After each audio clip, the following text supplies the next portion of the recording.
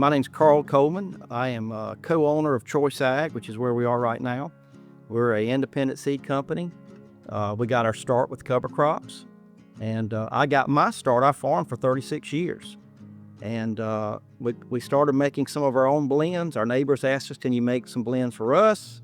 One thing led to the other, and I'm out of farming. I'm out in the seed business. So we started planting covers when we went to a meeting and heard Ray Archuleta. It was pretty crazy, the stuff he was saying. He was talking about reducing fertilizer, reducing inputs. And I got to thinking about this and some of my friends that were at the meeting, and I said, man, if half of this stuff's true, we ought to try it. Called the co-op, said, hey man, we want a 5-way blend. We're going to try this. We're going to do this and that.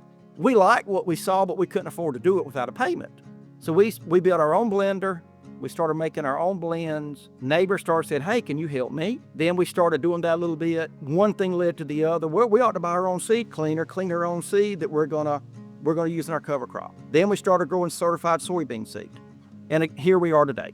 If you're gonna try cover crops, don't keep doing what you've always done. Pick you out one field, pick you out a farm, whatever you wanna do, and do things different. I learned that just because we've always done something, it doesn't make it right. Because I've always put pyrethroid for cutworms, the next year I didn't put any pyrethroid, you know what? Didn't have a cutworm.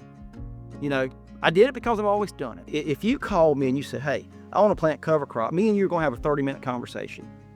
How much biomass can you handle? What I mean by that, do you want rye that is head tall, or does that scare you to death and you want something waist tall? What is your next crop? All these things play a part, so I think a lot of mistakes people make with cover crops. They call their retailer and say, hey, I want to plant cover crops. He doesn't ask you one question. If he says, I got exactly what you need, you're probably not going to be happy. Because if you don't plant the right species for your rotation, and if it doesn't accomplish what you want, then why do it? And I think that anybody thinking about cover crops, you need to be having this conversation. They're dealing with somebody who doesn't ask questions. They're planting whatever they have on the floor, and it doesn't work. And then they say, I knew this wouldn't work. I knew cover crop, sucked. I knew this. And some people are looking for a reason. You need to treat covers like a cash crop. And what I mean by that is timeliness. Spend the time you do on your stuff. It'll be as successful as the time you give it.